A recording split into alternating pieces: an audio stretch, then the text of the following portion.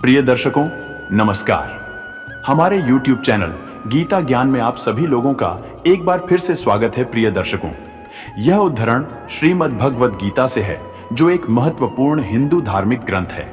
इसका अर्थ है कि जो व्यक्ति श्रद्धा और सच्चे मन से भगवद गीता को सुनता है, वह मोक्ष की प्राप्ति करता है। यह विचार व्यक्ति के जीवन में धर्म, भक्ति और सत्य की महत्वता को उजागर करता है।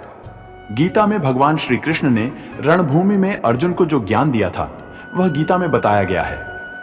गीता में कुल 18 अध्याय हैं और उन सभी अपना अलग अलग महत्व है। आइए जानते हैं गीता के पहला अध्याय का महत्व क्या है। श्री गीता उपनिषदों का सार है। महाभारत युद्ध के समय रणभूमि में भगवान श्री कृष्ण ने अर्जुन को जो ज्ञान दिया था, वह गीता में बताया गया है। गीता में ऐसी बहुत सी बातें हैं जो मनुष्य को जीवन की कई कठिनाइयों को आसान बनाती है। इतना ही नहीं, गीता पढ़ने पर मनुष्य को बहुत सी नई जानकारियां भी मिलती हैं। साथ ही हर अध्याय के नियमित पाठ का अपना लाभ और महत्व है। भगवान शिव ने देवी पार्वती को गीता के पहले अध्याय के पाठ का महत्व जो बताया है, वही यहां आपके लिए प्रस्तुत है। लेकिन गीता के पहले अध्याय के महत्व को जानने से पहले जान लीजिए श्रीमद् भगवद गीता के प्रथम अध्याय की खास बातें।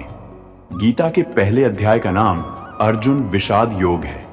इस अध्याय में कुरुक्षेत्र के मैदान में उपस्थित बंधुओं और संबंधियों को सामने देखकर अर्जुन के मन में उठे विषाद और मनः स्थिति का वर्णन किया गया है, जिसे संजय धृतराष्ट्र को बताते हैं। एक समय पार्वती जी ने पूछा है, महादेव जी, किस ज्ञान के बल पर संसार के सब लोग आपको शिव कहकर पूछते हैं?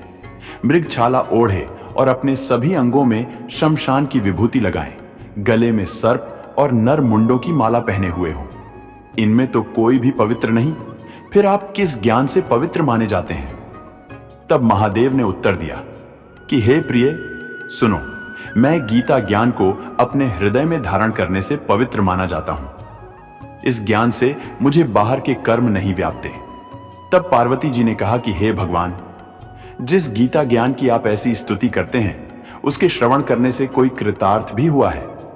महादेव ने उत्तर देते हुए कहा कि इस ज्ञान को सुनकर बहुत से जीव कृतार्थ हुए हैं और आगे भी होंगे।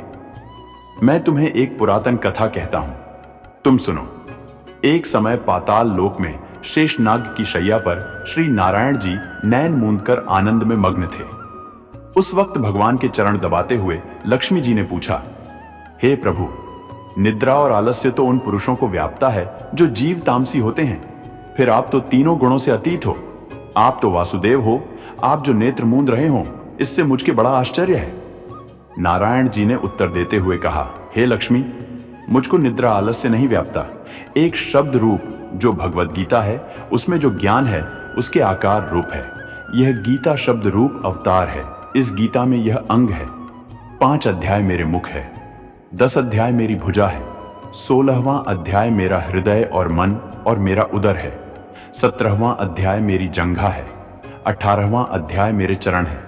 गीता श्लोक ही मेरी नाड़ियां हैं और जो गीता के अक्षर है वो मेरा रोम है। ऐसा मेरा शब्द रूपी जो गीता ज्ञान है, उसी के अर्थ मैं हृदय में विचार करता हूं और बहुत आनंद प्राप्त होते हूं। लक्ष्मी जी बोली, हे श्री नारायण जी, जब श्री गीता जी का इतना ज्ञान है तो उसको सुनकर कोई जीव कृतार्थ भी हुआ है, सो मुझसे कहो। तब श्री नारायण ने कहा, हे लक्ष्मी, गीता ज्ञान को सुनकर बहुत से जीव कृतार्थ हुए हैं, सो तुम श्रवण करो। एक व्यक्ति था जो चांडालों के कर्म करता था और तेल नमक का व्यापार करता था। उसने एक बकरी पाली। एक दिन वह बकरी चराने के लिए वन में गया और वृक्ष से पत्ते तोड़ने लगा। वहां उसे एक सांप से डंस लिया, जिससे वह तुरंत मर गया। मरने के बाद उसने बहुत से नरक भोगे और फिर उसका जन्म बैल के रूप में हुआ। उस बैल को एक भिक्षुक ने मोल लिया। वह भिक्षुक उस पर चढ़कर सारे दिन मांगता फिरे। जो कुछ भिक्षा मांग कर लाता, वह उसे अपने परिवार के साथ मिलकर खाता और वो बैल सारी रात द्वार पर खड़ा रहता। उसके खाने पीने का भी कोई ख्याल नहीं करता था और सुबह होते ही बैल पर चढ़कर फिर मांगने निकल जाता। जब बहुत दिन हो गए तो वह बैल भूख से गिर गया, लेकिन उसके प्राण नहीं निकले। नगर के लोगों ने देखा और उस बैल को कोई तीर्थ का फल दे तो कोई व्रत का फल दे, तब भी उस बैल के प्राण नहीं छूटे। एक दिन गणिका आई। उसने लोगों से पूछा, ये कैसी भीड़ है? तो उन्होंने कहा कि इसके प्राण नहीं निकलते, अनेक पुण्यों का फल दे रहे हैं तो भी इसकी मुक्ति नहीं होती। तब गणिका ने कहा कि मैंने जो कर्म किया है उसका फल मैंने इस बैल को दिया है। इतना कहते ही बैल की मुक्ति हो गई। तब बैल ने एक ब्राह्मण के घर जन्म लिया। पिता ने उसका नाम सुशर्मा रखा। उसके पिता ने उसे पढ़ाया लिखाया। उसको अपने पिछले जन्म की सुध थी। उसने एक दिन मन में विचार किया, जिस गणिका ने मुझे बैल की योनि से छुड़ाया था उसका दर्शन करूं। विप्र चलते चलते गणिका के घर गया और कहा, आप मुझे पहचानती हैं? गणिका ने कहा, मैं नहीं जानती तुम कौन हो। तब उसने कहा कि मैं वही बैल हूं जिसको आपने अपने पुण्य दिए थे। तब मैं बैल की योनि से छूटा था, अब मैं विप्र के घर जन्म हूं। आप अपना पुण्य बताएं। गणिका ने कहा कि मैंने अपने जाने पुण्य नहीं किया, परंतु मेरे घर एक तोता है, वह रोज सवेरे कुछ पढ़ता है। मैं उसका वाक्य सुनती हूं, उस पुण्य का फल मैंने तुम्हें दे दिया। तब विप्र ने तोते से पूछा कि तू सवेरे क्या पढ़ता है? तोते ने कहा, मैं पिछले जन्म में विप्र का पुत्र था। मेरे पिता ने मुझे गीता के पहले अध्याय का पाठ सुनाया करते थे। एक दिन मैंने गुरु से कहा कि मुझको आपने क्या पढ़ाया है? तब गुरुजी ने मुझे शाप दिया कि तू तोता बन जा। इसके बाद से मैं तोता बन गया। एक दिन बहेलिया मुझे पकड़ ले आया और एक विप्र ने मुझे मोल ले लिया। वह विप्र भी अपने पुत्र को गीता का पाठ सिखाता था। तब मैंने भी यह पाठ सीख लिया। उसी दिन विप्र के घर में चोर घुस गए। उन्हें धन तो प्राप्त नहीं हुआ, लेकिन वह मेरा पिंजरा उठा ले आए। उनकी यह गणिका मित्र थी, वह मुझे उसके पास ले आए। सो मैं नित्य प्रातः गीता जी के पहले अध्याय का पाठ करता हूं, जिसे यह गणिका सुनती है, पर इस गणिका को समझ में नहीं आती। जो मैं पढ़ता हूं वही इस गणिका ने तेरे निमित्त दिया था। वह श्री गीता जी के पहले अध्याय का फल था। तब विप्र ने कहा कि हे तोते, तू भी विप्र है, मेरे आशीर्वाद से तेरा कल्याण हो। सो हे लक्ष्मी।